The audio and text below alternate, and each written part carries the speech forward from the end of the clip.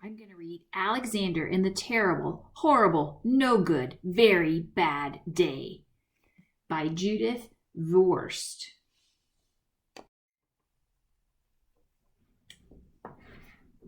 Alexander and the Terrible, Horrible, No Good, Very Bad Day.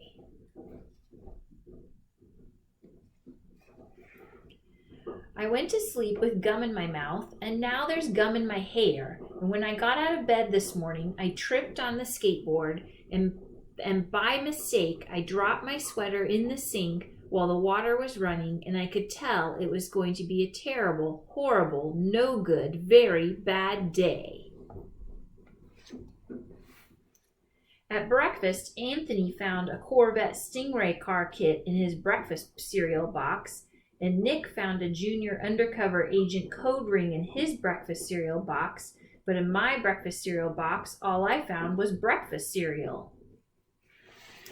I think I'll move to Australia. In the carpool, Mrs. Gibson let Becky have a seat by the window. Audrey and Elliot got seats by the window too. I said I was being scrunched. I said I was being smushed. I said if I don't get a seat by the window, I'm going to be car sick, but no one even answered. I could tell it was going to be a terrible, horrible, no good, very bad day. At school, Mrs. Dickens liked Paul's picture of the sailboat better than my picture of the invisible castle. At singing time, she said I sang too loud. At counting time, she said I left out 16. Who needs 16? I could tell it was going to be a terrible, horrible, no good, very bad day. I could tell because Paul said I wasn't his best friend anymore. He said that Philip Parker was his best friend, and that Albert Moyo was his next best friend, and that I was only his third best friend. I hope you sit on a tack, I said to Paul. I hope the next time you get a double-decker strawberry ice cream cone, the ice cream falls off the cone part and lands in Australia. There were 2 cupcakes in Philip Parker's lunch bag, and Albert got a Hershey bar with almonds, and Paul's mother gave him a piece of jelly roll that had little coconut sprinkles on the top. Guess whose mother forgot to put in dessert?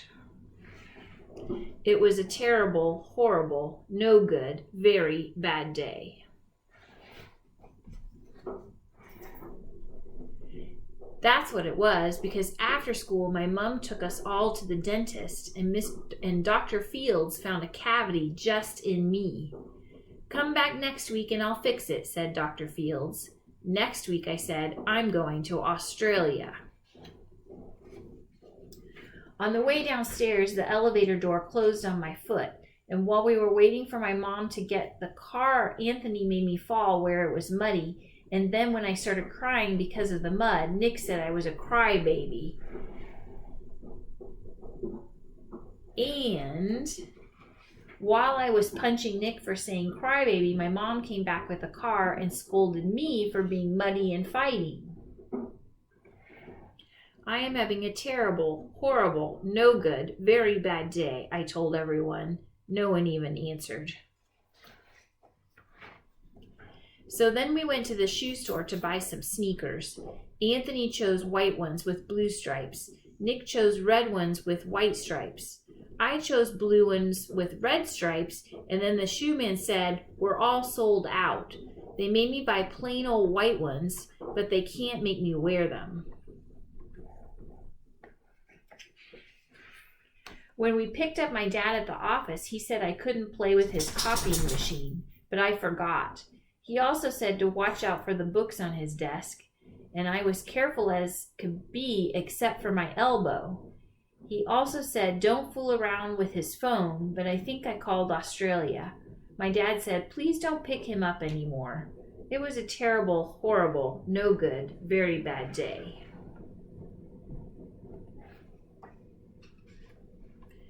There were lima beans for dinner. I hate limas. There was kissing on TV. I hate kissing. My bath was too hot. I got soap in my eyes. My marble went down the drain, and I had to wear my railroad train pajamas. I hate my railroad train pajamas.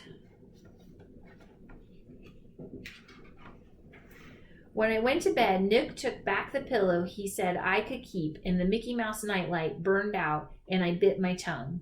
The cat wants to sleep with Anthony, not with me. It was a terrible, horrible, no good, very bad day. My mom says some days are like that. Even in Australia.